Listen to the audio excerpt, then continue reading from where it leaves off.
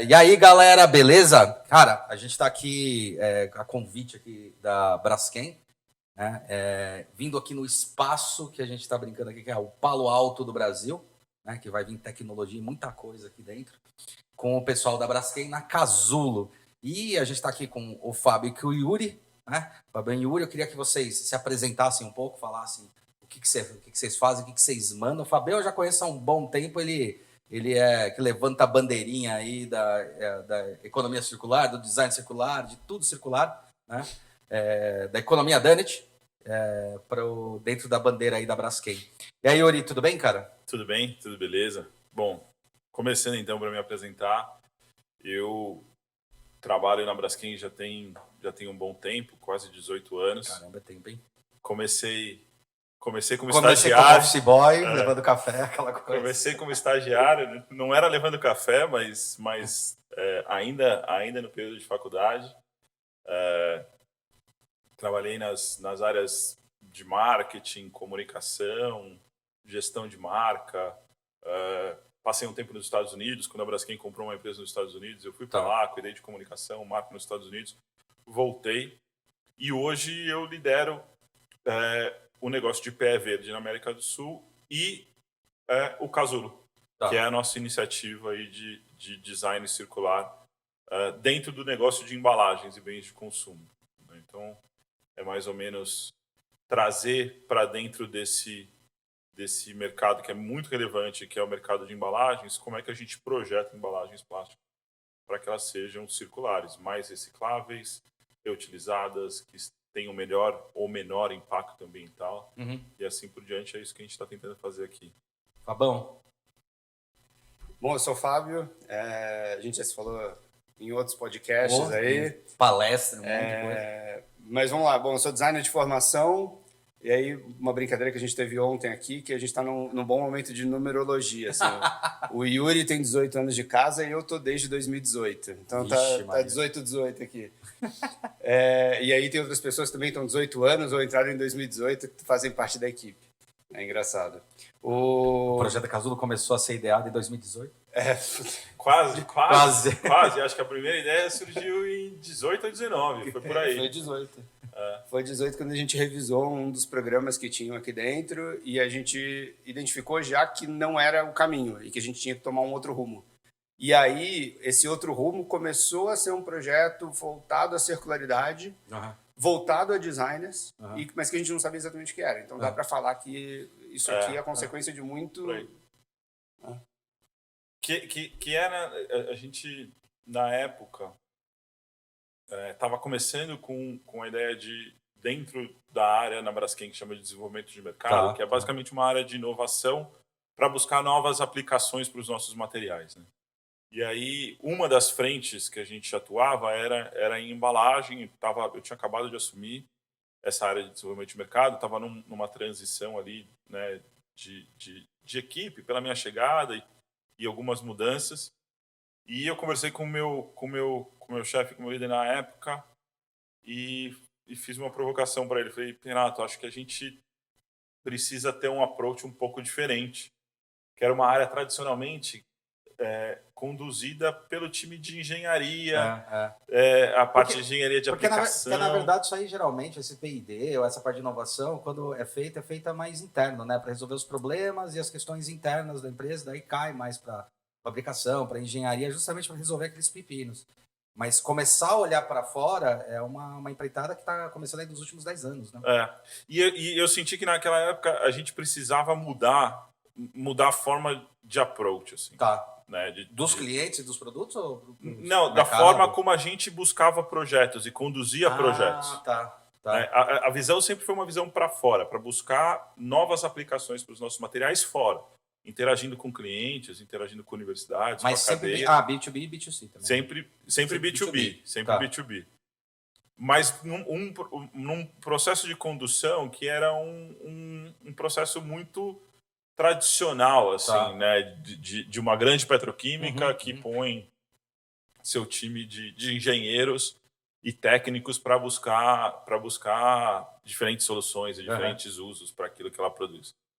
E na época, lá em 2018, eu provoquei meu chefe, eu provoquei o Renato, falei, Renato, acho que a gente precisa ter um approach um pouco diferente. Eu já tinha tido muita interação, né? Apesar de ser publicitário, não ser designer. Isso que eu ia perguntar, você tá da área de publicidade. Eu sou publicitário. Tá.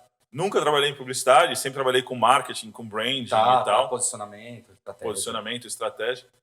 Mas eu tinha muito contato com designers, muito contato com designers de produto. Tá. E para mim, o modelo de endereçar alguns desafios, né, que eu vi a forma como esses designers trabalhavam, sempre foi um negócio que me chamou muito a atenção, assim, puta, tem muito potencial aqui que vai além do tipo, como é que eu faço uma cadeira? Muito bonitinho. E aí nessa época eu acho que a gente precisa tomar um caminho diferente. Eu tô a fim de trazer um designer de produto para tocar o desenvolvimento de embalagem. Tá. Para a gente quebrar um pouco essa dinâmica, começar a ter outros tipos de approach. E daí, quando você fala em tocar, você já estava, pelo jeito, já estava no seu mindset, já estava na sua percepção, que não era tocar o desenho, mas tocar o projeto em si. Quer dizer, a palavra real do design enquanto projeto, assim, o que ele pode fazer de melhorias e inovação, não só na questão do desenho da embalagem, da forma, mas assim, produto, negócios, estratégia e tudo mais. Exatamente. O design é como uma ferramenta para a solução de problema. Sim. E não como estética. Era isso. E talvez até por isso eu olhei mais para designers de produto do que outros braços, né, do design. E falei, pô, me dá essa chance que eu vou... de buscar e mudar um pouco esse panorama. Aí fomos para o mercado. A Braskem nunca tinha contratado um designer, né? Fomos para o mercado. Foi super difícil. Isso foi quando? Foi 2018. Engraçado, mas vocês já tinham trabalhado, porque vocês já tinham começado a fazer vários fomentos com os concursos da Braskem. Já. Eu tive aluno que ganhou o concurso de vocês. E era daí que veio a minha experiência no relacionamento de interagir. Você vê como é importante fazer esses concursos, cara, de uma maneira adequada? De interagir com esse universo, né? Eu tinha tocado o projeto Desafio Design durante 4 ou 5 anos antes disso. Que é, por sinal, um dos idealizadores do Desafio Design. Você? Eu toquei o projeto durante um tempo, mas teve gente que veio antes de mim e botou. Não, tudo bem, óbvio. Tem que dar o devido mérito para. Mas o que virou tem muito a ver com a mão do Yuri ali, ajustando as rotas também. Não, aquilo lá, cara, foi assim, rompeu alguns paradigmas, que foi o seguinte, né? A gente tem aí 2 mercados. A própria universidade, é aquela coisa, né? Eu dou aula na universidade por quê? Para trazer coisas do mercado, porque eu tô no mercado. E daí eu quero quebrar alguns paradigmas. E um negócio que era legal da Braskem, quando vocês começaram a fazer esse concurso, e eu achei mais legal, é que ele tinha um olhar de mercado, e não um olhar tipo... Museu da Casa Brasileira e todos esses, ele tem um olhar assim, vai premiar o mais belo, mas não necessariamente o mais eficiente. Então, é fácil, de certa forma, óbvio que não é super fácil, nem desmerecendo, mas às vezes a gente fez muito isso no Nó, né? Na época do Nó, e depois que eu saí, eu montei a própria empresa, que era assim, qual que vai ser o panorama do concurso? O panorama do concurso é, sei lá, design natureza. Então vamos fazer um programa para design natureza. Só que às vezes o projeto era muito focado para aquele evento. Quando vocês trazem um negócio da Braskem, que eu achei bem legal, primeiro, o último, né, funcionou como um grande hackathon, né?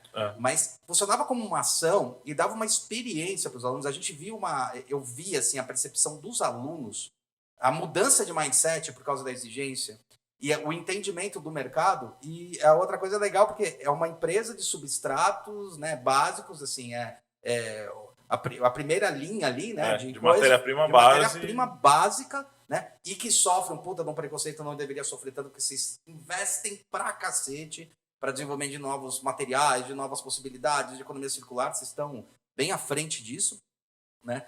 E investindo nisso. Então eu olhava para isso e falava, porra, mas é legal você ter uma empresa que tem esse olhar, que é uma ou que trabalha diretamente com petroquímica, que faz toda essa coisa, falando, como eu posso trabalhar novos materiais e olhando para essas possibilidades, falando, tá vendo, a inovação não está só no desenho ou na empresa, está em como você olha o projeto e os materiais, sabe? Então, eu achava fantástico isso, cara. Que surgiu da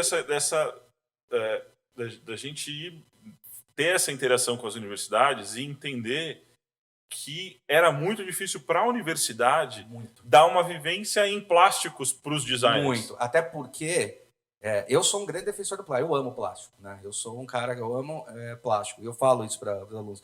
Existe um pouco de preconceito pré-estabelecido, achando que o que é natural, o que é natureza, o que é ecológico, é tudo que é feito com madeirinha, toda essa coisa. Tanto que a gente sofreu isso lá nos anos 2000, né? Com eventos do design natureza, tal, que eram muito legais, mas às vezes a gente olhava só para os insumos que eram assim, visualmente naturais, né? Madeira, trançado e tal. Só que ao estudar um pouco mais isso daí, entender essa lógica que daí vem, que eu acho bem louco nesse processo, é assim, é aquela discussão, né? Será que uma folha reciclada ela é mais ecológica do que uma folha em branco? E daí quando você entende tudo que o governo e as iniciativas elas provocam nas indústrias para elas ficarem ecologicamente corretas, sustentabilidade, e toda a cadeia ser sustentável, é muito mais sustentável do que eu pegar um papel e às vezes levar num catador, o catador vai usar um motor a óleo que vai poluir mais e vai fazer lavagem. Então, na hora que você pensa, você começa a pensar muito mais no macro.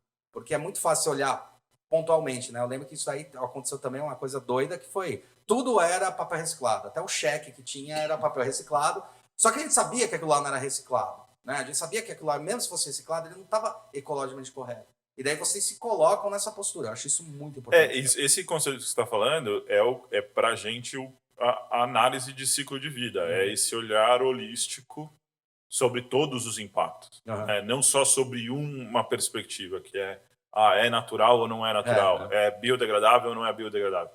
Peraí, vamos fazer um olhar sobre tudo, sobre todos os aspectos. Mas acho que esse é um ponto importantíssimo para a gente voltar e aprofundar um pouco mais depois. Mas só para continuar a história, a gente, então, abriu a vaga para um designer. Eu fui buscar um designer, foi super difícil contratar, porque não era alguém que esse público olhava e falava, pô, eu desejo trabalhar na Braskem, né? Eu não conhecia nenhum designer que olhasse e falava, pô, eu quero ir trabalhar na Braskem. Mas eu começando a buscar, encontrei o Fábio e falei, pô, acho que casa com o que a gente está buscando, né? Tem sinergia, né? Sinergia, tem o perfil, tem as competências que era o que a gente queria. E era um cara que tinha e estava começando o seu próprio negócio. Eu falei, pô, eu preciso dessa experiência de alguém que conduziu um negócio. Que vai vir aqui, vai pegar esse tema e vai conduzir como se fosse um business. E vai ter que bater na porta de cliente e vender proposta de valor e vender uma ideia nova que a gente está colocando.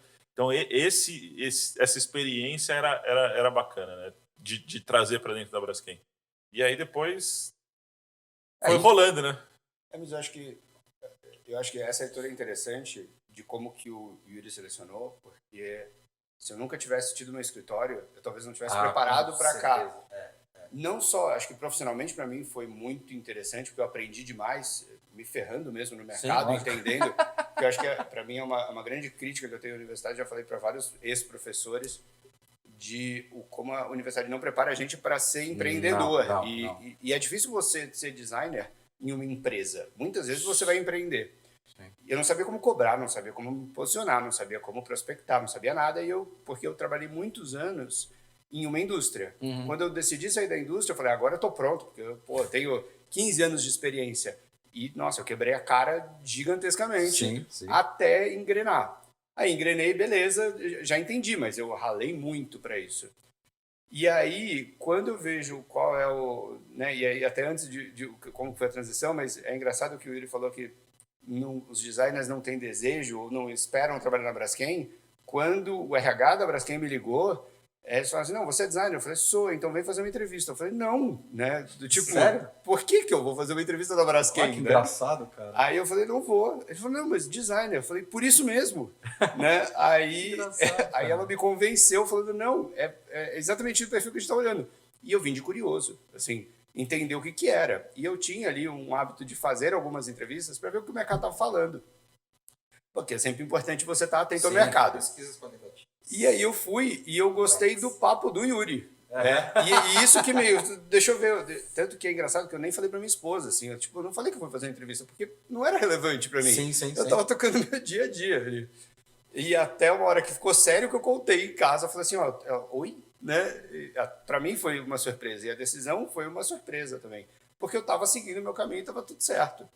Mas quando eu entrei na Braskem, eu entendi um pouco do que era o perfil que o Yuri buscava, porque aqui a gente tem uma liberdade tão grande que ou você assume a tua empresa, como eu não sentia desconexão de eu tinha dos seus empresa, ideais, né? Do que você... e autonomia, assim. Eu não senti grande diferença de ter uma empresa e estar numa empresa. Porque Entendi. aqui é do tipo vai, né? E aí você tem que decidir que tipo de projeto, qual é a estratégia, como que você prospecta cliente, como que você faz esse relacionamento. A liberdade é muito grande. O que, por um lado, pode dar um medo gigantesco. Sim, mas ao mesmo tempo, quando você embala, dá um prazer imenso. Então, né? isso é legal, porque são propostas de novos modelos de negócio que já vem na mentalidade da Braskem, vem na mentalidade de várias empresas que a gente fala, que assim, tirar aquele famoso medo do escudo anal, né? Eu fiz o meu, agora é o seu. Não, peraí, vamos pensar de um olhar mais holístico, quais são as pontas e como eu vou agir. E da mesma forma, a empresa tem um olhar, que é o olhar de tipo, você tem a liberdade, mas você tem a responsabilidade também. Né? Porque é uma bomba que você segura aí, eu sei disso, né? É uma bomba, que é boa, mas é uma bomba. Não, para a gente isso fica muito claro, assim, a delegação ela acontece com responsabilidade, com responsabilização também. Né? Então, você tem a liberdade, mas não é um se joga, né? Pô, vamos criando e vai dando espaço e vai delegando, né? Dando mais autonomia e ao mesmo tempo com responsabilidade, né? Sim. Com uma atuação responsável de compromisso com o resultado, com o que está sendo construído e tudo mais. Isso aí é legal, porque isso aí linka com o que você estava falando do Fábio. O Fábio também comentou sobre a crítica algumas vezes de universidade e tal, e que eu tento sanar isso de alguma forma, que eu dou o business model, eu vou tentando explicar um pouco da lógica dentro até do brand, que é justamente isso, né? Você não tem esse voo, você não tem essa percepção do todo, porque assim, é muito focado em projeto pelo projeto e para o projeto. Só que, na verdade, quando você está numa empresa, a inovação pode dar desde um jeito de fabricar alguma coisa até uma virada numa mudança de uma linha de produção, que é totalmente inovadora, até quanto eu vou carregar de material ou não, e assim por diante. É engraçado falar sobre essa empresa de petroquímica e tal, que trabalha com isso e tal, principalmente com esses derivados, que eu sempre tive uma vontade de trabalhar. Eu queria muito ter feito muito... na época, a gente tentou fazer vários acordos, várias coisas, com a 3M. E de achar muito legal isso daí, porque para a gente, o nosso mindset era assim, né?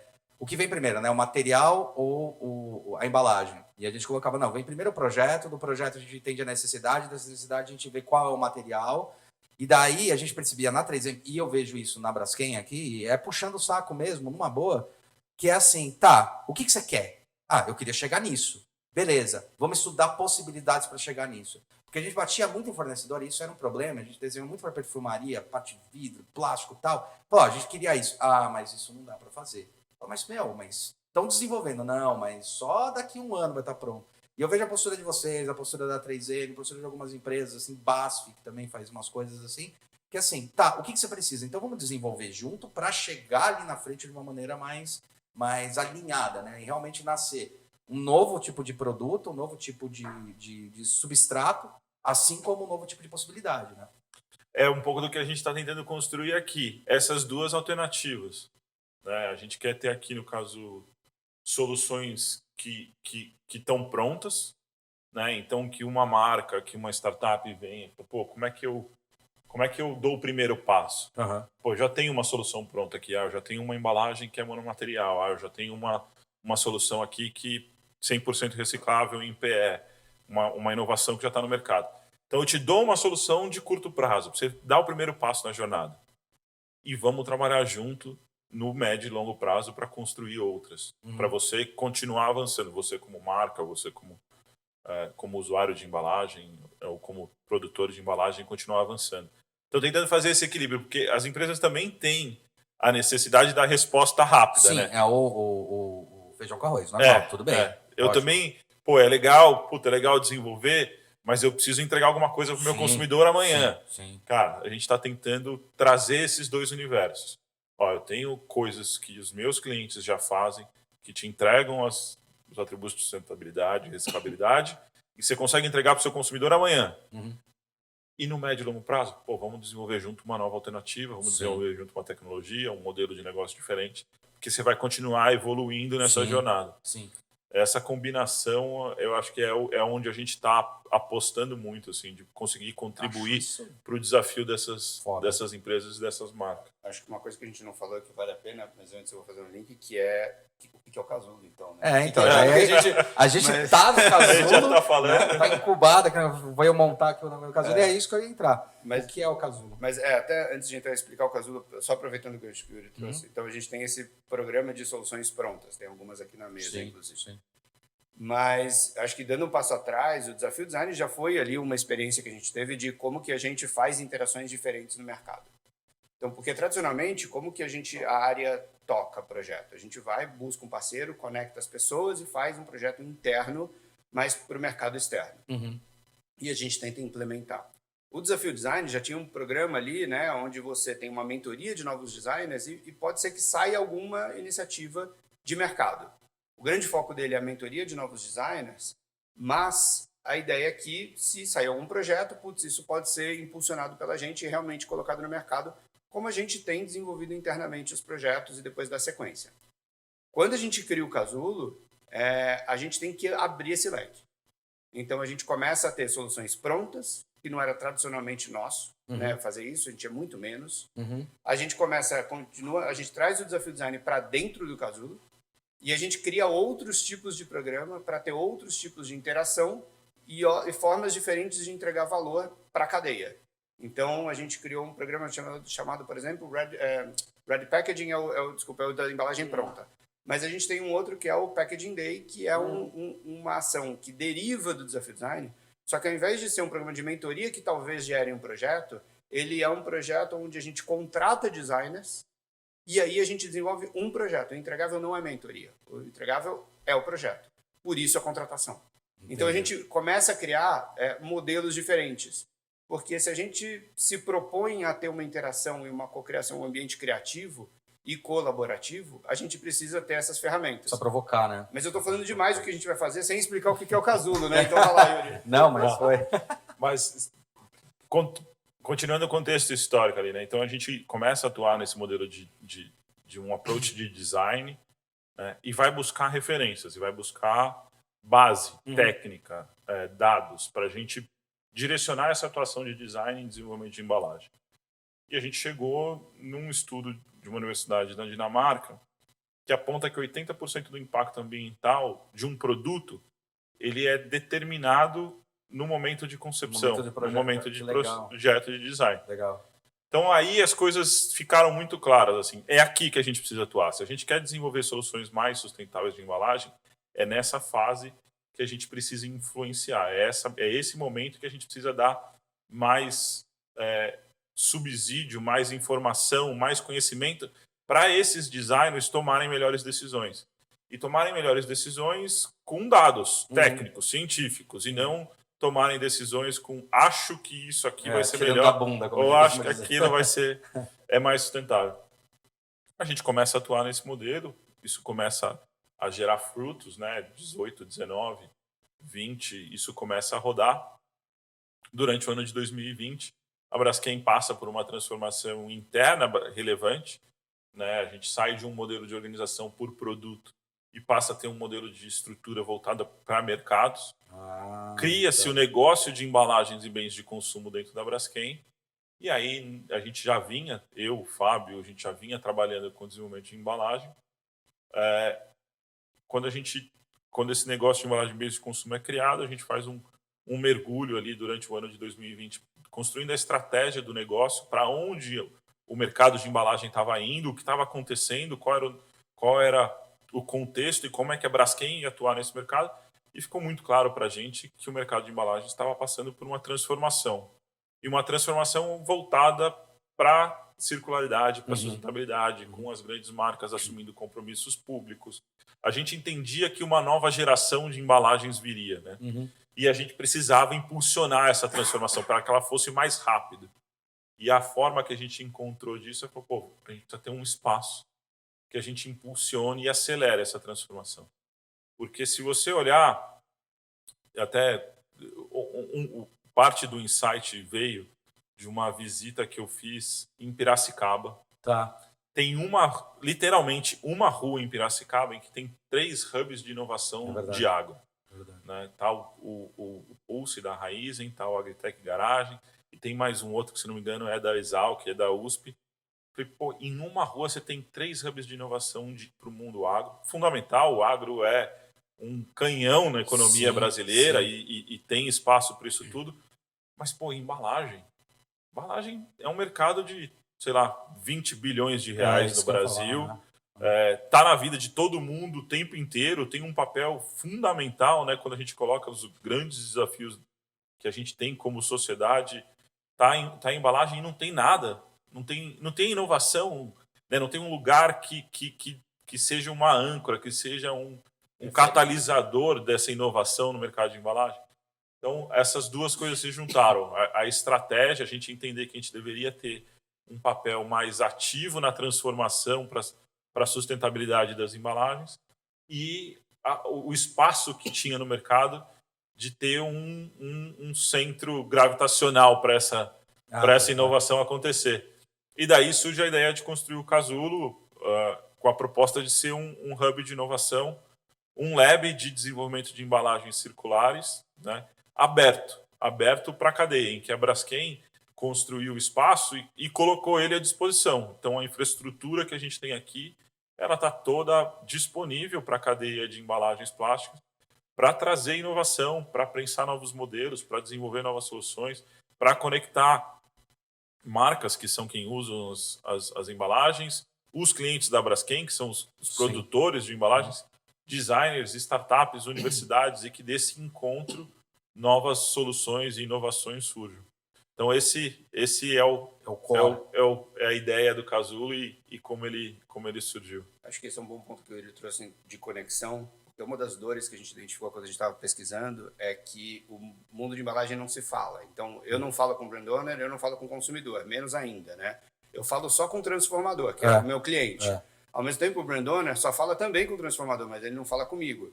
E aí, se a gente está na linearidade ali, tudo funciona, porque é 1 a 1 e está tudo certo, vai. Quando você pensa em circularidade, que o problema é muito mais complexo, que você precisa pensar desde da produção, do escolha do insumo, design do produto. Depois você vai pensar em processos produtivos, transformação. Transporte. Como que vai para a gôndola? Como que é o comportamento do consumo? Como que o consumidor interage com aquele produto e principalmente como ele descarta. Se você continuar, cada um na sua caixinha e eu falando com só o próximo elo da cadeia, a gente não consegue fazer a transformação necessária. E não é o problema do plástico. O problema está para todos os materiais, eu acho que em todos os produtos. Exatamente. Então, o que a gente falou bom, no plástico eu vou ter um papel atuante, porque para mim é importante, até porque eu, Braskem, tenho os meus compromissos voltados a ser uma empresa de carbono neutro, onde eu preciso endereçar um monte de coisa e eu não posso só olhar, né? Eu preciso atuar. E aí o Casulo vem para impulsionar isso e aí trazer todo mundo para a mesa para falar, bom, vamos fazer junto? Porque sozinho a gente vai ficar patinando, né?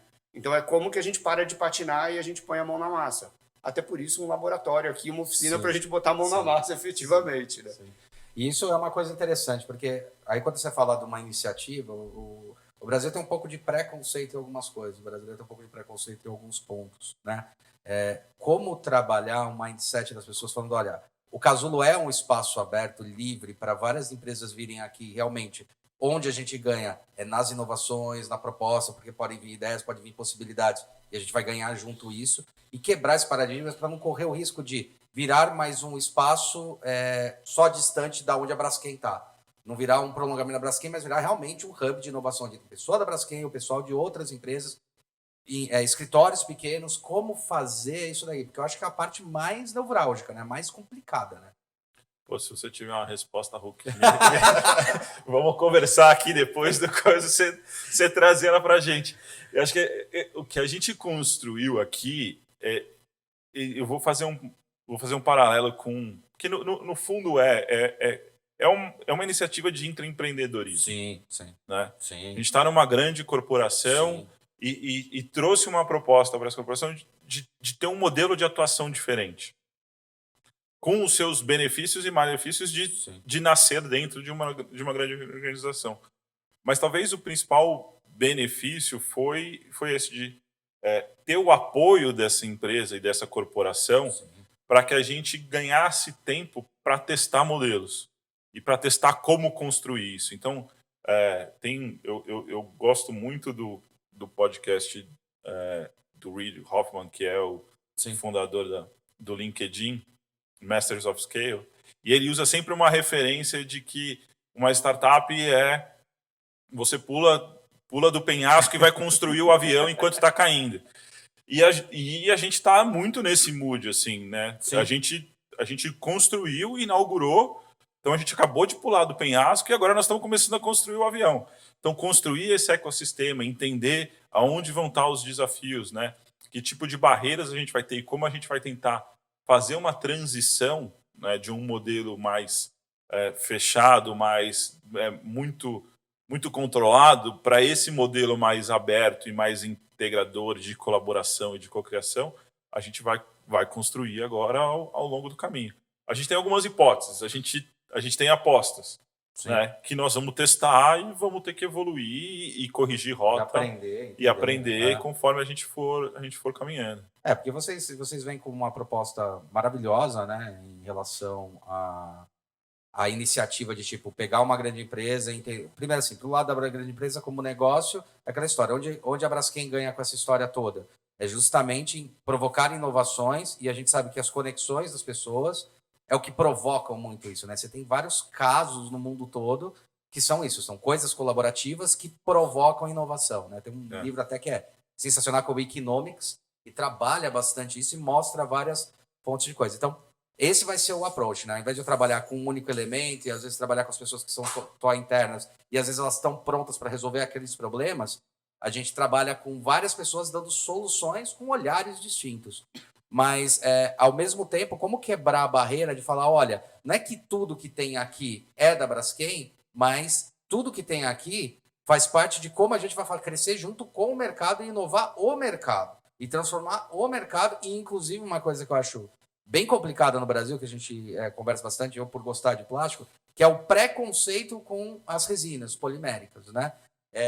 Não é bom. Pô, tem tanta transformação, tem tanta coisa que já melhorou. Quando a gente fala em metal, ou fala em qualquer outro tipo de material, o quanto os plásticos foram evoluindo a capacidade de produzir com melhor eficiência os materiais, melhor resistência, com menos gasto energético. A gente fala muito sobre motores, elementos, assim, que o plástico ele vem entrando e assim, tem menos valor energético para produzir aquilo lá e produz produtos com mais eficiência, né?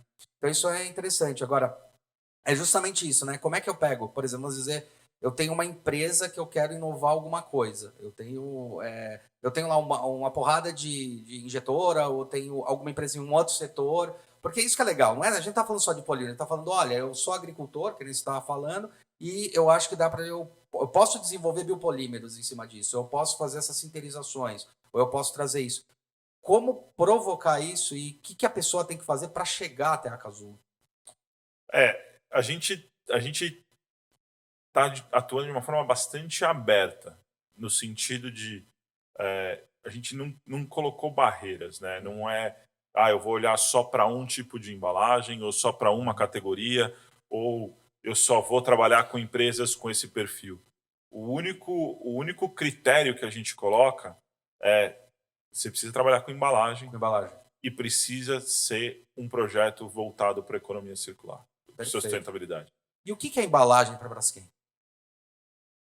Porque as pessoas têm essa noção de embalagem, né? Mas o que é embalagem? Para a gente, todo o material que está em ingresso na jornada, né, de cuidado, de proteção e de transporte de um produto. Tá. Isso que eu quero dizer com isso. A gente está olhando para a embalagem, essas mais comuns, assim, no sentido de é o que está mais no nosso dia a dia, percebido, né? Mas a gente está olhando para a embalagem, por exemplo, quando a gente olha para um pallet. Perfeito. Né, num sistema logístico. Né? Inclusive o próprio pallet. O próprio pallet. Uhum. Né? Quando a gente olha para os modelos de unitização, de separação, de armazenamento em fases da cadeia, em fases da jornada, né? Então, um warehouse que agora com a explosão do e-commerce, isso cresceu demais. Nossa, meu, Mercado Então, Livre virou então a você tem Amazon Brasil. um warehouse ali, tem muita embalagem, né, que não chega lá no consumidor, mas que está cuidando da jornada desse produto para ele chegar no consumidor nesse intervalo. Então, tudo isso para a gente está dentro desse contexto da embalagem, né?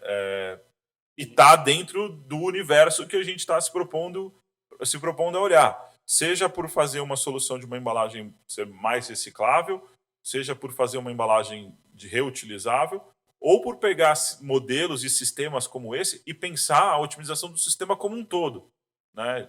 Desde o começo da produção até como é que eu faço isso. Eu coloco no estoque, coloco no estoque, unitização, separação em centro de distribuição, assim por diante. Olhando, por exemplo, nesses casos, e acho que fica mais evidente, como é que a embalagem pode se transformar num tipo de serviço. Né? Eu não preciso mais, para ficar no pallet, eu não preciso mais comprar o pallet. Será que eu não posso contratar o serviço de alguém que coloque o pallet para mim aqui, vai buscar no meu centro, faça o tratamento, ou a higienização, ou a recuperação dele e coloque ele sempre disponível na hora que eu preciso? Isso tudo a gente está olhando e a gente está explorando. Porque esses modelos também vão trazer benefícios de sustentabilidade. Vão trazer uma embalagem que tem um ciclo de vida mais longo, que vai ser reutilizada, que vai reduzir emissão de CO2, por exemplo, durante todo o processo. Então, quando a gente pensa nos desafios da embalagem, acho que a gente acaba pensando muito na embalagem primária, que é aquela porque o público em geral vai pensar na embalagem primária, porque é legal, porque surgem dentro dessas possibilidades assim, achei, porque pode ter gente aí, né, que achou, por exemplo, um novo sistema de encaixe ou de validação ou de alguma coisa que possa encaixar produtos.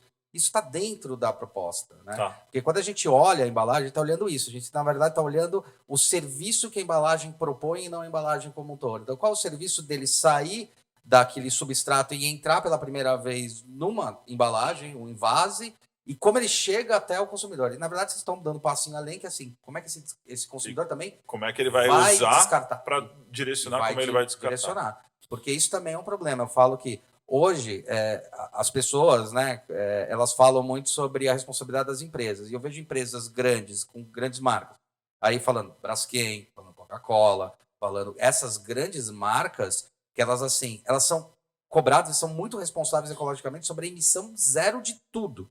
Então, tipo, a Coca-Cola, a maior preocupação dela é a água. Assim, ela sabe que ela tem que tratar muito bem todas as fontes de água. E daí tem muita essa responsabilidade do consumidor jogar em cima das empresas e tirar a responsabilidade dele, mas tem a responsabilidade dele. Como é que ele descarta isso? Como é que ele tira isso do banco de coisas e como é que ele percebe isso? Será que ele tem a responsabilidade de conseguir fazer? Porque tem a famosa coleta reversa. Só que a coleta reversa custa uma nota para as empresas. Às vezes o valor do próprio produto. Tem que ter toda uma logística. Se dentro dessa coleta reversa tiver o cliente entendendo que a embalagem, ele faz parte ainda desse processo da embalagem, ele pode ser uma ponta disso, né? Eu vou trazer um outro elemento. Você perguntou muito de casulo, como que funciona, mas mais do que falar sobre embalagem, eu acho que tem uma etapa anterior, que é a sensibilização. Perfeito. Então, a gente vê que muitos profissionais de mercado ainda não entendem muito de embalagem como um todo, principalmente quando fala em plástico, então como que, né, faz uma embalagem plástica. Você pode ter muita experiência, mas a maioria não tem. Não tem, sim.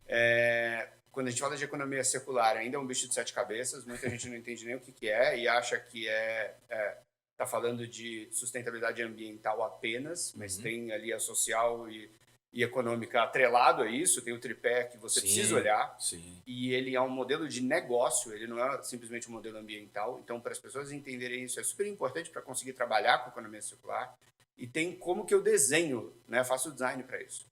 Então, antes de começar a sair fazendo, a gente tem aqui a possibilidade de ajudar as pessoas a entenderem o que é esse cenário, qual é a complexidade. Isso é muito legal. Então, acho que esse papel de compartilhar o pouco que a gente sabe e estar aberto a aprender com o que os outros sabem também, acho que é o primeiro ponto.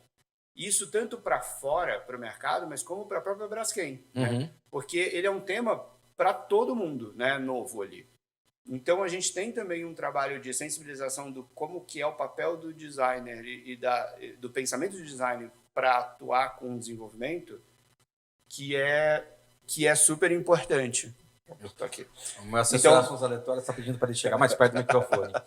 Então, atuar, assim, entender o pessoal aqui dentro, né, na Braskem, como que o design atua, foi até o que a gente estava conversando agora há pouco, né, antes da gente começar a gravar, a gente trazendo, assim, a gente explorando aqui um case, e aí o Yuri virou para mim e falou assim, putz, é muito legal, né, essa forma de você trazer para começar a estruturar como que a gente pode começar a pensar em um projeto, é uma visão que não é tradicional aqui dentro, né? E isso é super importante, que é a história do time multidisciplinar. Sim. Né? Então, para dentro tem um papel muito importante de sensibilização, mas para fora também. Com certeza. Então, acho que esse é o primeiro papel do Casulo. Já era nosso e agora fica mais sólido com o Casulo. Depois, a gente tem um papel de como que a gente interage com as pessoas e mostra algumas dores que às vezes não tem nada a ver com o plástico. É claro que a gente vai viabilizar isso através dos nossos materiais, porque é onde a gente tem essa expertise, mas a gente começa a falar muito de jornada de consumo. Então, não adianta a gente pensar num produto maravilhoso, que ele vai ficar esteticamente incrível, que ele é funcional, mas que você não pensou na jornada do consumidor, inclusive no pós-consumo. Então, a gente trabalha muito isso, né? Então, convido para quem estiver vendo o vídeo. A gente tem, por exemplo, alguns cases. Então, sei lá, a gente está desenvolvendo, na verdade, esse desodorante. Então, aqui é um shape só, né? A gente poderia ter esse shape, né? Ele é, diferente, mas o mecanismo é equivalente, né? A possibilidade do que a gente pode fazer e o storytelling é muito similar, mas quando a gente abre aqui, a gente tem um roll-on, por exemplo, né? Esse material roll-on, eu posso desacoplar ele, eu tenho um refil, já fiz bagunça, eu tenho um refil que ele inicialmente tem mais material do que o tradicional. Só que no segundo uso, quando eu pego o segundo refil, eu já estou economizando matéria-prima. Sim. Isso aqui é um pensamento de design estruturado na produção, eu sei como que eu faço, que isso aqui vai ser sopro, eu sei que essa peça vai ser injeção, mas a gente trabalha muito aqui para pensar, então, como que isso aqui é monomaterial. Tradicionalmente, ele não é monomaterial. Né? Mas como que eu penso que eu vou ter um refil que para as marcas são super importantes de você reduzir, né? Porque eu diminuí pela metade o tamanho na gôndola. Mas eles querem otimização, as marcas querem otimização, só que elas querem otimização, mas elas querem continuar sendo visíveis na gôndola. Sim. Então, como que eu penso num refil que ele tem o tal do size impression de gôndola, né? Então, eu estou pensando nessa jornada. O tal do size impression. Aí, eu tenho que pensar na jornada de refilagem, porque você pega, às vezes, uma embalagem que não é feita para o refil, né? Ou, por exemplo, a gente fez um case ano passado com uma empresa que o refil dela era um flexível e um material muito, muito denso. Você começa a refilar, quando você colocava numa embalagem rígida, ele entupia e ele nem descia. Caraca. A experiência é muito ruim. Então, isso vai incentivar você outros modelos? Não, isso vai ser uma barreira. Então, aqui a gente pensa, então, como que eu faço? Esse mecanismo, a gente pode botar um selo aqui, o mecanismo rompe na hora que você está fechando. Então, você evita que o usuário, acidentalmente, vire e, faça uma lambança. Então, aqui a gente está pensando qual que é essa melhor experiência dessas embalagens circulares. E depois, você vendendo em kit, você pode pensar em como vender isso unitário, ou você pode vender um kit completo, onde você tem uma própria embalagem de descarte, por exemplo. E aí é tudo monomaterial. Para a hora da reciclagem, se está passando numa esteira um produto desse aqui, já é mais fácil dele pegar, porque tem mais volume. Mas se ele tiver num composto desse, é muito mais fácil ainda. E gera muito mais interesse econômico para uma cooperativa. Então, pensar que a jornada da embalagem agora não acaba mais, ou pelo menos agora ela está visível, que não acaba mais no consumo, mas ela acaba na cooperativa, na reciclagem, é fundamental para você ter um olhar de circularidade. E aí você pensa em como que, se você tem um descarte melhor e você tem uma unitização, o nosso teste, as validações que a gente está fazendo é como que você, então, influencia o consumidor a não descartar isso aqui no lixo do banheiro. Porque ele pode ser monomaterial, 100% reciclável, mas se ele jogou isso aqui naquele lixo, que é lixo, resíduo e tal, vai contaminar. Mas ele não entende que aquele lixo com papel contaminado, aquilo vai para o aterro sanitário, tudo que está junto também vai, você está levando um produto que foi incrivelmente desenvolvido para a circularidade, você está fadando, né, ele está fadado aí para o aterro sanitário. Independente do material, se era plástico ou outro, né, aquele conjunto, aquela sacola vai. Então, como que a gente redesenha essa jornada como um todo? Então, para a gente fazer isso, a gente começa a provocar o mercado trazendo as nossas experiências, nossos aprendizados, e a gente tem muito que aprender ainda, mas também convidando todo mundo a falar, bom, me ajuda a fazer isso aqui, né? Vamos junto, e depois vamos tentar conectar uma marca, e como que a gente consegue, então, trazer essa expertise do mercado, a gente co-criar e todo mundo se beneficiar com esses desenvolvimentos. A gente cruzou com essa frase algumas vezes, assim, né? Como é que a gente promove uma inteligência coletiva, né? Porque é uma inteligência que está dispersa, né? em diferentes pedaços. Pô, como é que a gente junta essas coisas? Porque da junção dessa inteligência que está ali, pô, ninguém conhece mais do consumidor do que a marca, né? Do consumidor dela, né? De como ele se comporta. Né? Ninguém conhece mais do processo de produção daquela embalagem do que o produtor. Né? Talvez ninguém conheça mais do material do que a gente. Vocês, exatamente. Pô, como é que a gente junta essas três coisas? Ou como é que a gente junta a inteligência da cooperativa? Porque o cara está vivendo ali, né? O que chega, como chega, né? Para a gente, a partir daí, ter conhecimento de como é que a gente pode repensar esse processo. E aí eu aproveito o gancho para fazer essa conexão, né? O Casulo é uma das iniciativas da Braskem dentro dessa jornada de economia circular. É legal porque o Casulo ele começa a ser começa com um concurso, mas ele começa a sair do núcleo da própria empresa e começar a se tornar algo que vai pegar mais social mesmo. Pegar social, que eu digo, pegar mais pessoas e mais pontos de contato. Então é um crescimento. A gente vê de dentro, assim, que a empresa tem uma iniciativa, começou a fazer materiais, aí ela tem uma experienciação desses novos materiais que, como fazer... Isso até era uma dor que vocês tinham, né? A gente fez material sustentável lá em 2013, cara. Já tinha PLA, já tinha bioplástico. Só que, tinha uma barreira, que era o consumidor não entendia, a empresa também não entendia como implementar, porque, sei lá, era cinza ainda. Eu lembro que uma das críticas era essa, era cinza. Tá, qual o próximo passo? Então vamos fazer um concurso e vamos ver se a gente aproxima. Tá, consegui mandar mais um pouco. Agora a gente faz a Casulo para aproximar mais ainda. É interessante porque quando a gente olha em modelo de negócio, vocês estão achando onde estão os outros gargalos. Né? Então, você tem o gargalo da produção. Entendi, tá lógico. Quais são os outros gargalos que eu tenho que fazem parte dessa cadeia toda? Né? Mas até quando a gente olha para esse modelo, para essa jornada de uma economia circular e tal, uma economia circular de baixo carbono, assim, a Braskem tem feito importantes investimentos. Né? Então a gente construiu uma planta de reciclagem em Indaiatuba. Que é muito legal. A gente uma reciclagem mecânica, né? A reciclagem mais tradicional, você pega a embalagem, tritura e processa. A gente está fazendo investimentos em novas tecnologias de reciclagem, que é o que a gente chama de reciclagem avançada, que é fazer com que esse material volte ao monômero, à molécula original, para eu conseguir reprocessar tudo. Só que tudo isso, né, ele endereça o final. E agora a gente está olhando aqui, como é que eu olho para o começo dessa jornada para facilitar aquilo lá no final? Como é que eu projeto para que ela seja reciclável? Porque eu introduzi uma nova etapa nessa cadeia. E o que a gente está processando lá no final dessa cadeia não foi projetado para ser processado. Não foi pensado para ser processado. Então, como é que a gente volta para a prancheta, repensa e projeta considerando essa nova etapa na cadeia? Tem um novo passo.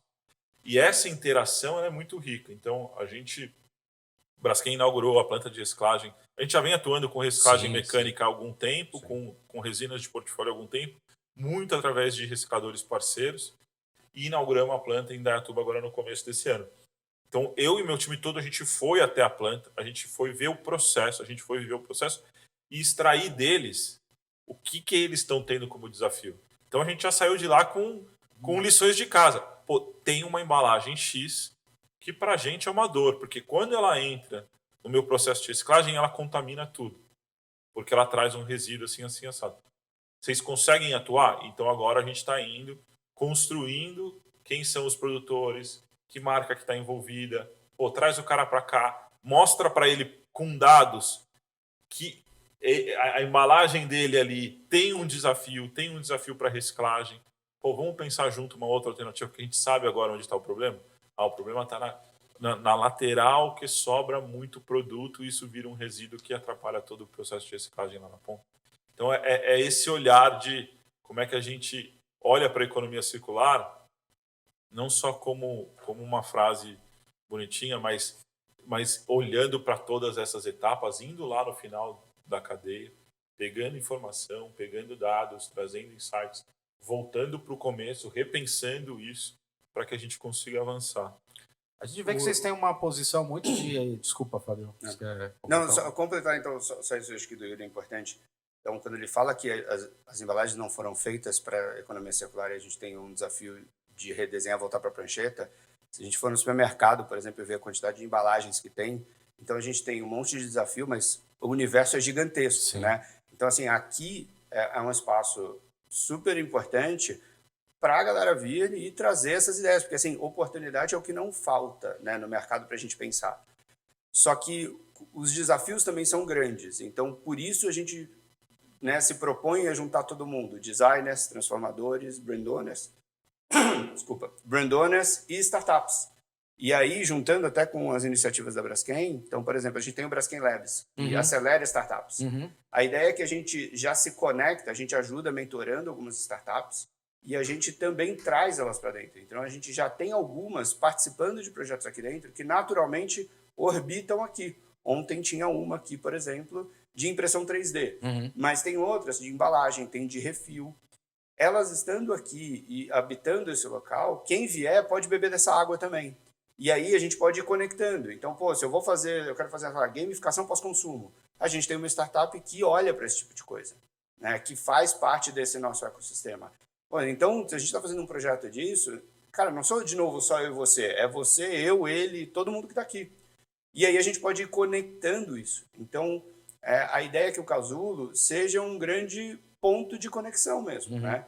Onde a gente vai pensar no design, mas a hora que o design precisar passar de outra expertise que não é dele, sei lá, parte muito técnica, a gente vai ter uma pessoa aqui responsável que vai ajudar a gente. Eu preciso pensar no pós-consumo, como que a gente traz alguém que está aqui. E aí a gente conte um case com várias mãos atuando naquilo, né?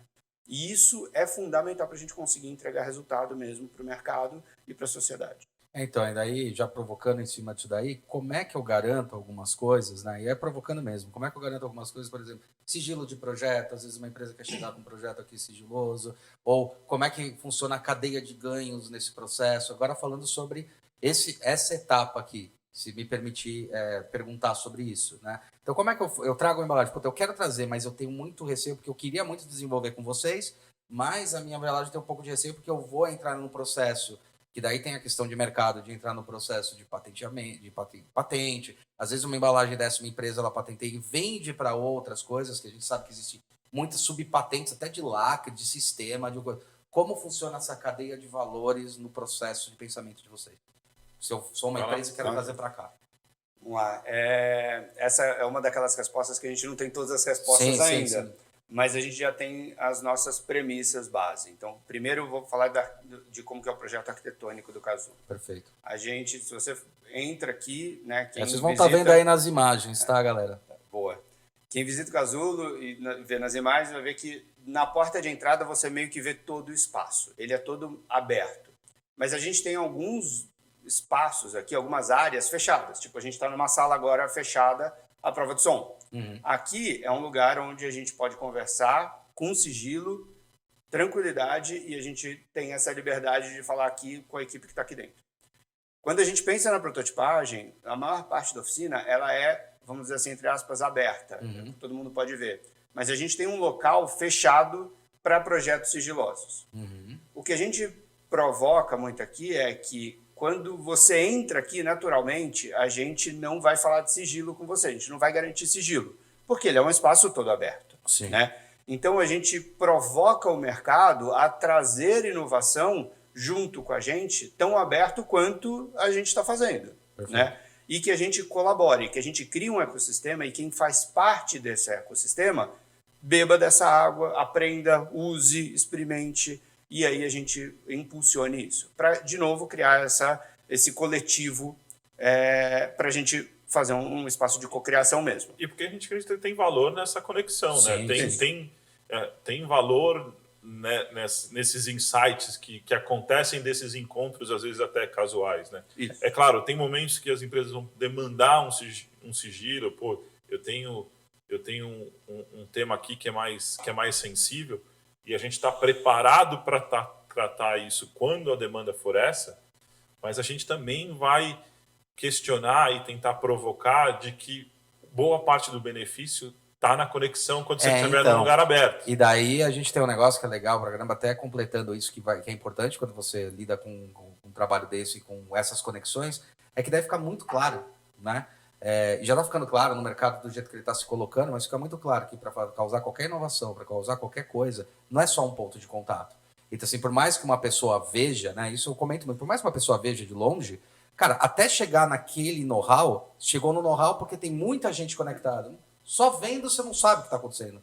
No máximo você faz uma forma tá parecida, mas quando a gente fala de proposta de valor, proposta de negócio, proposta de produto mesmo, a gente fala muito mais, eu comento, né, numa patente, alguma coisa, de uma MU, do modelo de utilidade, do que do design que é só formal, né, a de DI que confunde muita gente. Então esse modelo de utilidade, como é que eu pensei a lógica daquilo lá é mais importante do que o projeto. E chegar até lá não é fácil. Eu vou tangibilizar, então, o que a gente está falando. Agora há pouco, antes da gente começar a gravar, eu estava no telefone com uma empresa de bens de consumo, que ela falou assim, eu quero vir no Casulo, eu vou trazer 20 pessoas, porque a gente quer fazer primeiro uma sensibilização, começar a falar de alguns temas, etc., e depois a gente quer começar a montar um pipeline com vocês. Falei, legal. Pô, legal. Pô, vamos assinar o NDA? Eu falei, não. Vamos tentar não assinar o NDA? Né? Eu falei, mas, pô, como assim? Eu falei, você precisa primeiro de uma sensibilização. Falar de economia circular, falar de design for environment, falar desses temas, eu não preciso de um NDA com você. Né? Você me falar as suas dores macro, vixe, meu WhatsApp tá atrapalhando, mas você falar das minhas dores, das suas dores macro, a gente não precisa de NDA ainda. Né? Me traga informações mais genéricas, porque a gente está ali começando a explorar possibilidades. Perfeito. Não faz sentido a gente gastar meses e a nossa agenda atrasar para a gente começar a botar uma barreira antes, né? Vamos fazer assim, a gente vai fazer aqui na nossa arquibancada, vai ser aberto para todo mundo, porque no final das contas eu vou fazer a principal exposição no começo. Sim. Aí, o final da agenda vai ser alguma coisa que você vai abrir algumas coisas para mim que não são sigilosas, mas que você não quer que qualquer um ouça. A gente tem essa sala, né? Você traz, a gente vem e a gente fecha aqui o ambiente. Por que eu falei isso? Porque no mesmo dia vem uma empresa de bebidas. Então, eu quero, com isso, provocar ela a ter interação com outros players e eles discutirem, de repente esse outro player também beber um pouco da água do que está falando de economia circular e ele entender o benefício de ter essas conexões, mas no momento que você quiser, um momento seu, individual, com ali as restrições para o ecossistema não precisar saber, porque, putz, não é tudo que o ecossistema precisa estar conectado, a gente faz esse momento. E aí, a gente pode sair dessa agenda com, sei lá, um pipeline onde uma parte desse pipe vai ser para o ecossistema co-criar junto, e outra onde a gente vai tratar mais fechado, porque é o modelo mais tradicional. E a gente está preparado para isso, tanto como estrutura, como modelo de atuação. E é isso que a gente tem tentado montar as agendas já direcionando isso. Então, isso que você falou é muito legal, porque a gente não está falando só de vir no espaço, propor ideia, mas assim, até aprender como se projeta novas inovações. Porque quando você fala, eu desenho esse pipeline, é aquela história, beleza, vamos desenhar e tem que desenhar. Cara, tem todo um processo que vocês sabem já pelo know-how de vocês, e vocês vão projetar isso. Então, a programação disso também, quando uma empresa vem, ela pode vir despreparada em relação a tipo, puta, eu queria muito criar uma embalagem, eu queria muito fazer alguma inovação, mas é não sei direito. Beleza, a gente coloca no pipeline, a gente organiza para você, porque aqui no espaço também é para isso. É isso que eu acho que é importante, né? Para quem desenha, designers e tal, fala, puta, sensacional, tem máquinas, tem processos e tal. Para quem empresa, às vezes a empresa, e isso a gente sabe, não tem noção de como se produz uma embalagem. Porque às vezes vem no final, para quem tem agência de design, para quem trabalha com isso, às vezes não fala, puta, eu esqueci, preciso desenhar uma embalagem para coisa, mas, pô, você está 2 anos desenvolvendo o produto, você está pensando agora, faz 2 meses só na embalagem? Que vai lançar daqui 2 meses. Por que você não pensou lá atrás? E é isso que vocês entram, né? Também entra, Casulo, em organizar essa história toda das caras. Né? Eu olharia, Hulk, da seguinte forma, assim, a gente foi construindo um pool de de apoios e de competências que a gente pode plugar conforme a necessidade. Virado. Então, se tem um escritório de design, pô, eu tenho um cliente, eu quero trazer um projeto para cá, porque é um briefing que fala sobre circularidade, não sei o quê. Pô, a Braskem apoia. De repente, o escritório já tem a metodologia de desenvolvimento dele. Mas aí é de criação. De criação. É isso aí. Aí a gente entra, eu entro no começo, eu te dou, né, o contexto do que a gente estava falando de análise de ciclo de vida, de onde estão os impactos, onde está o desafio dessa embalagem. Ou eu te dou a conexão com a startup A, B e C, que vão te ajudar no pós-consumo, a resolver tal coisa. Mas você tem o seu modelo de desenvolvimento? Beleza, você pode tocar. Vem alguém e fala, não, eu não sei por onde começar. Cara, a gente tem um modelo de desenvolvimento inteiro. Né? Então, tem os frameworks, as metodologias de design sprint, de design circular e tal, e a gente te ajuda do começo ao fim. Se vier outro e falar, pô, eu sei aonde está meu desafio de desenvolvimento sustentável, eu sei onde está o impacto da minha embalagem, eu sei como conduzir o processo de desenvolvimento, né, na fase de design, mas meu desafio está na fase técnica, está na parte da engenharia. Eu trago o time de engenharia para olhar, então tá, dentro do seu projeto, seu desafio técnico está aqui, está ali, pô, direciona, muda um pouco essa curva, porque você vai simplificar o molde, vai custar mais barato para você produzir. Sim. Ou tem muita massa nesse lado aqui, a gente roda num programa de simulação estrutural, vê que está sobrando e consegue otimizar. Então, todas essas competências, elas estão navegando esse ecossistema. E a depender do que for o projeto, você pluga uma, pluga duas ou traz tudo aqui para dentro. Né? E essa flexibilidade a gente tem de entender que para diferentes desafios a gente vai apoiar e contribuir de diferentes formas. Você não vai chegar aqui e falar, eu tenho um plano já definido, um programa fechado e todo mundo tem que seguir da mesma forma, ou senão você não está aqui dentro. Acho que não é essa a ideia. E eu acho que um ponto importante para complementar até o que você falou, então o Casulo ele tem uma arquibancada ali que dá para fazer apresentações, eventos híbridos, etc.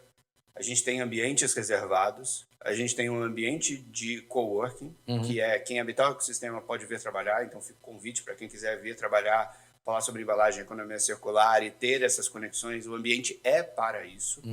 E a gente, mais pro final do espaço, a gente tem uma grande oficina para prototipagem de baixa fidelidade. Então, a gente tem uma plotter que imprime com verniz, fosco, etc. E faz impressões já no substrato final. Então, por exemplo, a gente tem essa embalagem que é de mercado e essa aqui é a feita aqui em casa, né? Então ela já é igualzinha. Se você olhar bem direito, não, mas se você olhar rápido, parece que é. Assim, então, a ideia é você acelerar. E, no final das contas, isso é o mesmo material que está no mercado. A impressão não é industrial, mas o material é... E você o substrato é o mesmo. O substrato é o mesmo, você consegue fazer a impressão, você faz o corte em diferentes formatos. Então, a gente tem desde a plotter corta em diferentes formatos, porque ela tem uma faca de corte interna, mas a gente tem uma laser que também cortaria em diferentes formatos. A gente tem uma seladora, então a gente consegue fechar uma embalagem flexível. Então, a gente consegue aqui prototipar uma embalagem flexível e para todas as embalagens rígidas a gente tem 7 impressoras 3D com tanto de filamento, tanto de FDM, que é filamento, quanto de resina líquida, que é SLA. As de filamento de FDM, a gente consegue usar tanto um PLA como PE e PP da própria Braskem. Então, a gente consegue, em alguns projetos, simular o próprio squeeze da embalagem. Legal. Porque ele já usa o material... esse é de SLA, mas esse aqui ele é de PLA. Tá. Então, esse aqui também é rígido. Aqui a gente não trouxe aqui, agora tá lá na oficina. A gente tem uns outros que você consegue fazer esse maleável. Assim. Então, a gente consegue simular muito próximo. Né? Então, a gente faz... tem termoformagem aqui, tem selador a vácuo, tem vários brinquedos aqui para a gente fazer essa experiência mesmo. Então, a gente sai daqui com um projeto muito fidedigno. Né? Para acelerar, para a gente testar, a gente fez o mês passado um projeto que a gente trouxe aqui consumidor, pegou o protótipo na oficina, o consumidor viu, comparou o atual com o novo, e ele deu a opinião dele sobre o que ele achava, né? Então a gente consegue nesse ambiente, né, testar tudo.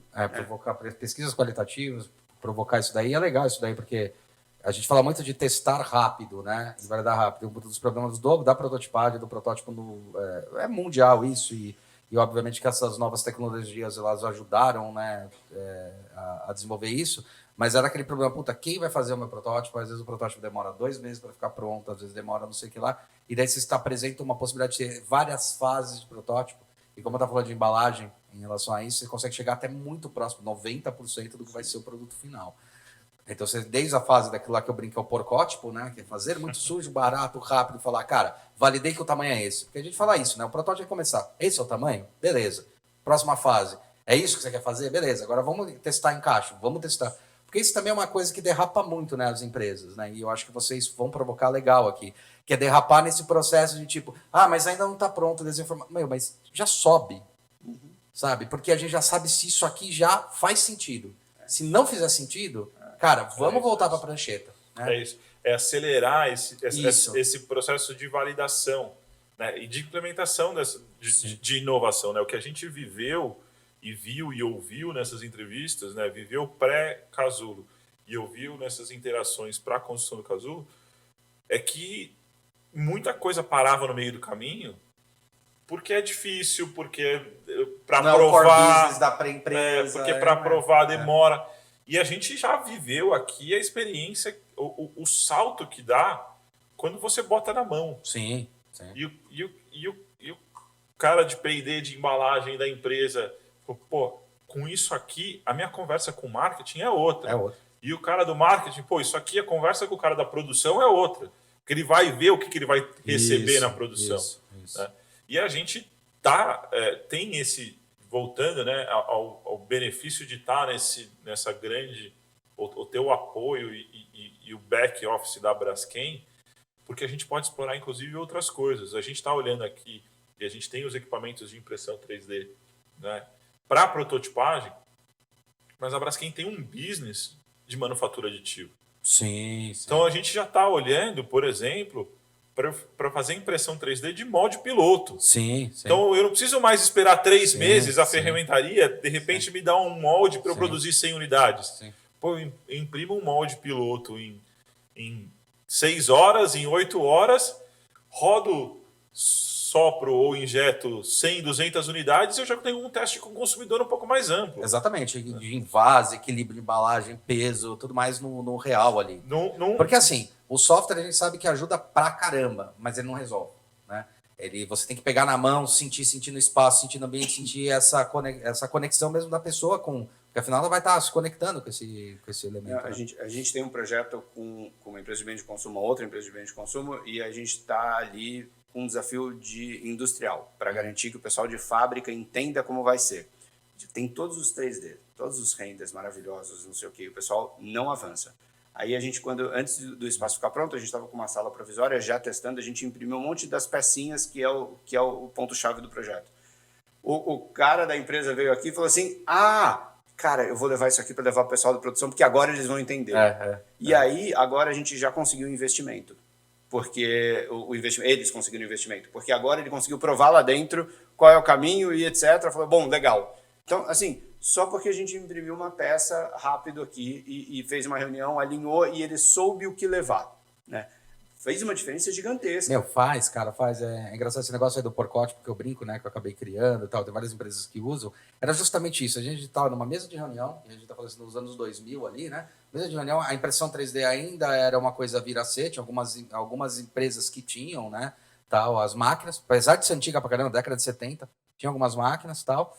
E daí era bem assim, tava na reunião, falava, mas não tô entendendo, peraí. Aí pegava um papel, montava o negócio e falava, isso aqui, ó. Nossa, mas é desse tamanho, assim? Isso aqui é um escopo. Nossa, perfeito.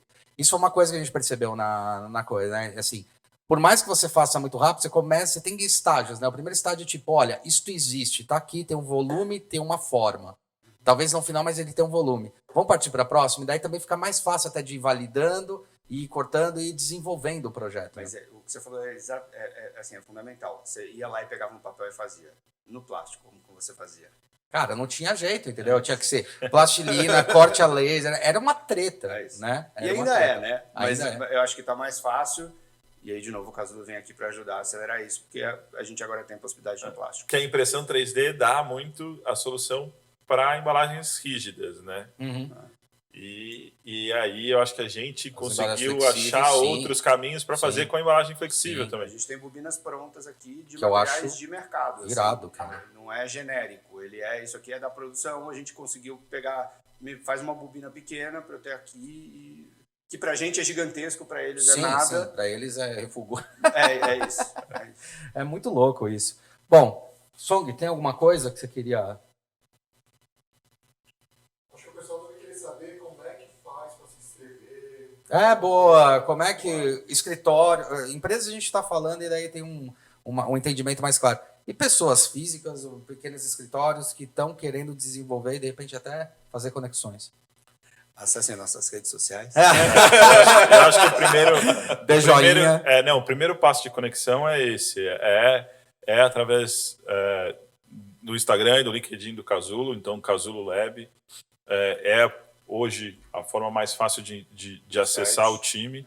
E no site a gente tem um pedaço que é ali de envie seu case ou envie o seu projeto. Então, se você já tem alguma coisa que você já quer trazer, acessa lá, faz a sua inscrição, o time vai receber isso e vai entrar em contato para continuar esse desenvolvimento. Mas se é só, primeiro quero conhecer, quero ir até aí, quero conhecer, via as redes sociais, né, Casulo Lab, você vai entrar em contato com a gente vai marcar um dia, as portas estão abertas, vai vir aqui, vai conhecer o espaço, o time vai te receber e dali a conversa flui. E dali você já vai ter contato com a gente, podemos explorar alternativas, podemos discutir um projeto específico e a gente vai conduzir o processo a partir daí. Acho que a gente não falou, Hulk, mas é importante a gente destacar, assim, é um espaço aberto e é um espaço gratuito. Tá. Né? Então, um pequeno escritório, um designer que está autônomo, que está desenvolvendo uma solução que ele quer colocar no mercado. Até chegar só para completar, eu acho que vai fazer sentido, só para completar.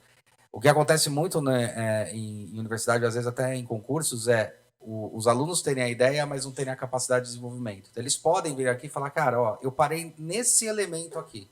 Eu lembro que eu usei muito a USP na época da minha faculdade, que era assim, eu fui lá, bati na porta e falei, eu estou desenvolvendo essa tecnologia, dá certo? Era uma coisa de magnetismo e tal. Aí os caras foram lá e estudaram. Então é a mesma coisa, né? Tipo, eu tenho um projeto, de repente quero até botar num concurso, né? Mas será que dá certo? É possível fazer isso, né? E daí as faculdades podem vir também para fazer parceria para isso, né? A gente tem conversado com várias delas para isso, até pelo relacionamento que a gente já construiu no histórico de Desafio Design. Sim. Justamente para isso. Você tem um grupo ali, fez um trabalho de conclusão de curso e quer seguir desenvolvendo aquela solução, manda eles para cá.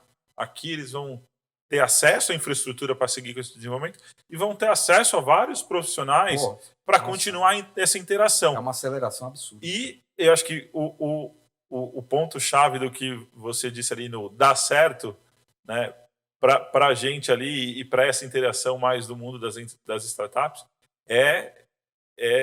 esse é o espaço. Vamos testar seu market fit aqui. Né? Se o que você está propondo é o que o mercado está buscando, se é o que dá certo, aqui é o lugar. Porque aqui é o que o Fábio falou. Nós inauguramos agora em dia 2, né? Então vai fazer Dia 2 de agosto. Vai fazer 23 dias que a gente inaugurou.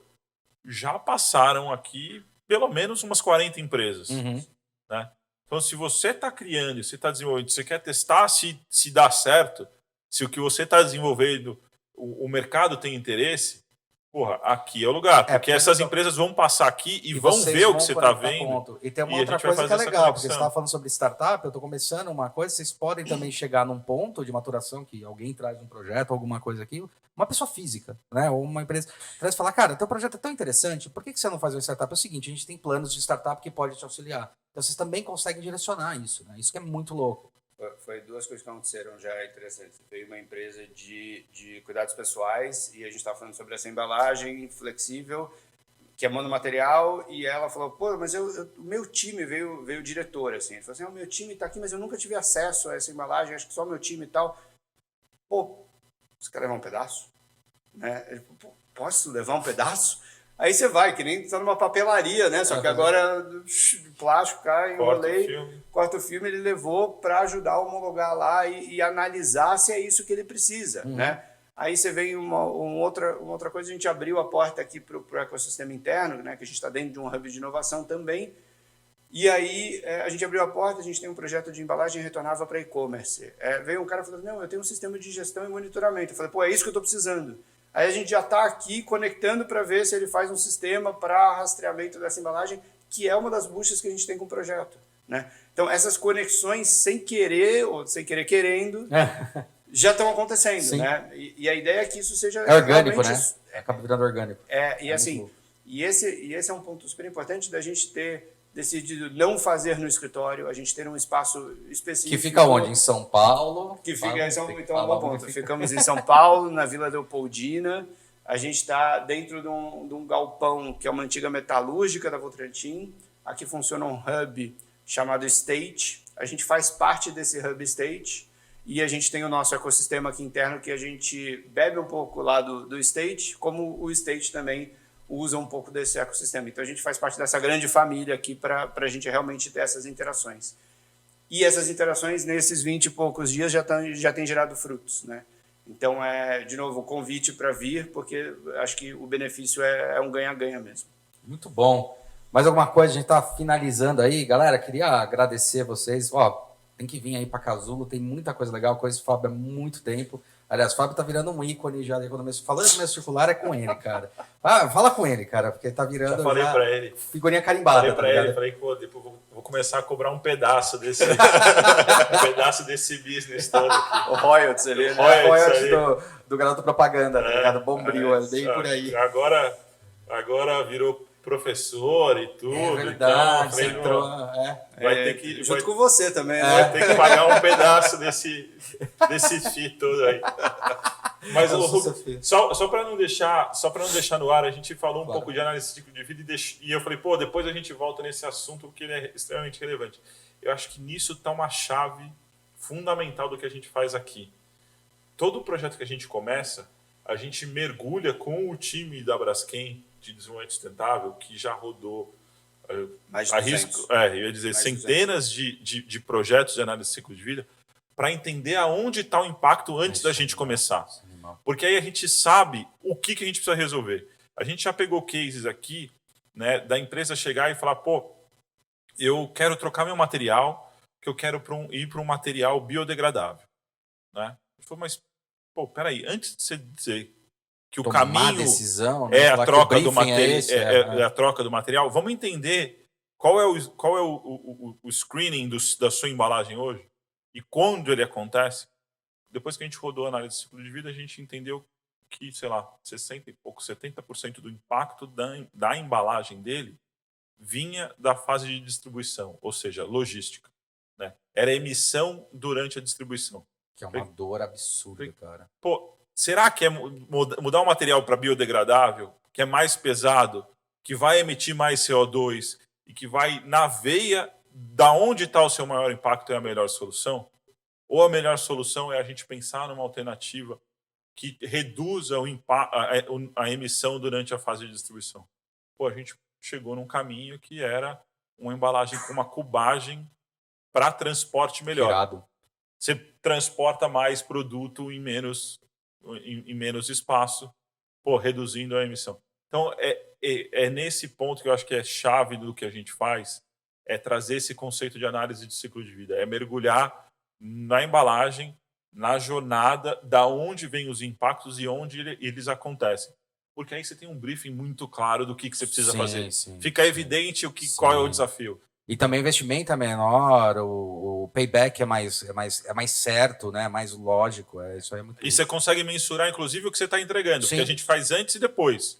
E no final, com a nova solução criada, a gente faz de novo e mostra o ganho que você está entregando. Isso, cara, é tão fundamental, porque isso eu sinto falta. Assim, às vezes você causa uma inovação dentro de uma empresa, mas como ela não passou pelo processo de uma pré-análise, a fotografia antes e a fotografia depois, como já está resolvendo, ela fala, não estou vendo melhoria. Cara, às vezes deu um impacto, só que fica muito no... Fica diluído ali. Fica né? diluído no projeto, e daí você não consegue ter índices, né? Para falar, olha, ele estava assim, agora ele está assim, né? Então, olha quanto de impacto. Porque depois que você aplicou, o cara fala, não entendi a inovação. Porra, é no processo todo. A gente fala muito que a avaliação de ciclo de vida ele traz para você uma visibilidade que você não tem normalmente. Ah, e aí certeza. ele te ajuda a escolher as batalhas. Porque se você for botar ali para o teu cliente, ele vai falar assim, que problema você quer resolver? Ele vai falar, todos. Né? Lá, bom. Só que todos. Qual o seu objetivo? Ganhar dinheiro. Tá bom, agora vamos começar a falar sério, vai. E aí não dá para resolver todos os problemas ao mesmo tempo. Sim. Né? Ao mesmo tempo, não dá. Então, o que você fala, quando você mostra uma avaliação de ciclo de vida, você fala assim, o teu objetivo é gerar negócio, é ambiental, social e econômico? Legal. Aqui eu consigo, sabendo qual é a bucha ambiental, a gente escolhe qual é a batalha que você vai travar hoje em relação ao ambiental e o resto a gente equilibra, até porque a metodologia que a gente traz tem esse equilíbrio, né? Uhum. Então, como que eu garanto uma boa jornada do consumo, né? Então, eu falei, por exemplo, do desodorante como um exemplo, mas a gente vê todos os outros aspectos. Porque a gente vê isso que o Yuri trouxe, assim, cara, eu quero mudar o material em si ele corresponde a 3% do impacto. Aí você gasta um esforço de meses desenvolvendo o projeto para reduzir 1% do impacto total do produto. E, às vezes, essa mistura fez você aumentar o impacto de outra coisa. Você diminuiu do material em si e piorou do outro. Por exemplo, existe esse tipo de caso. Então, você consegue ali saber qual é o trade-off. Então, porque às vezes você melhora um ponto, você piora o outro. Mas o delta final tem que ser positivo. A avaliação do ciclo de vida te dá essa certeza se você está indo para o caminho certo e se o trade-off está sendo bem feito. Isso é fundamental para a tomada de decisão ambiental, unindo com a experiência que a gente tem e com o que a gente pega dos parceiros de comportamento de consumo, o projeto fica bem legal. Né? Então, uma outra coisa também nessa linha, quando a gente fala de inovação, que tem que ser constante, é muito claro que quando você faz esse road todo, assim, nesse momento, vamos trabalhar isso aqui. Essa dor é a dor mais latente. Essa é uma dor segunda mais latente. Vamos trabalhar essa, resolveu, agora vamos trabalhar essa. Vamos trabalhar essa. Chegou aqui, vamos retrabalhar essa, porque mudou o material, mudou o processo. Você vai... É o que a gente na indústria chama de melhoria contínua. Melhoria contínua, exatamente. Porque o gargalo sempre vai existir um gargalo. Sempre. Você vai resolver o maior, aí vai ter um segundo que passa a ser o maior, que vai ser seu próximo. Até porque novos materiais fazem menor quantidade de produção de gasto de energia, menor. Então, toda vez que entra um novo material, agora você pode reaplicar ele novamente essa cadeia. E isso é inovação em si, né? A inovação é entender essa cadeia. Mas é legal quando vocês fazem esse roadmap, essa estrutura, para falar, dói muito aqui. Aqui dói pouquinho, mas doeu aqui, equilibramos, vamos equilibrar o próximo delta no próximo ponto. Isso vira constante, né? Para as empresas entenderem que é constante esse crescimento, né? É a jornada de economia circular que elas vão assumir. E é legal, porque daí vocês explicam o que é a economia circular de fato. Porque daí eu estou aplicando essa economia circular dentro das empresas, vocês estão aplicando e ensinando eles como é a lógica de pensamento disso. Então, arruma aqui e vai estruturando sempre. Isso é muito bom. Então, eu vou deixar uma cenourinha ali, um gatilho, que é... Então, quem ouvir esse podcast e aí vier no Casulo, pergunta pra gente sobre o case da Levis.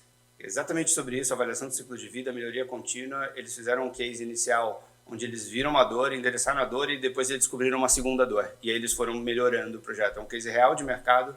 Aí quem quiser vir... tá com... Já chega aqui perguntando, eu quero saber sobre o case da Levis. A gente vai saber que viu o podcast. Muito bom. Beleza, eu acho que é isso daí. Eu queria agradecer os dois aí. Putz, esse espaço incrível. Tô contentão aqui com o que vocês fizeram. Tô torcendo muito. Aliás, também vocês querem outro número 2018? A gente começou em 2018 com o podcast YouTube, né, Song? Então, beleza. E aí, eu queria agradecer bastante. Galera, bom dia, boa tarde, boa noite para vocês.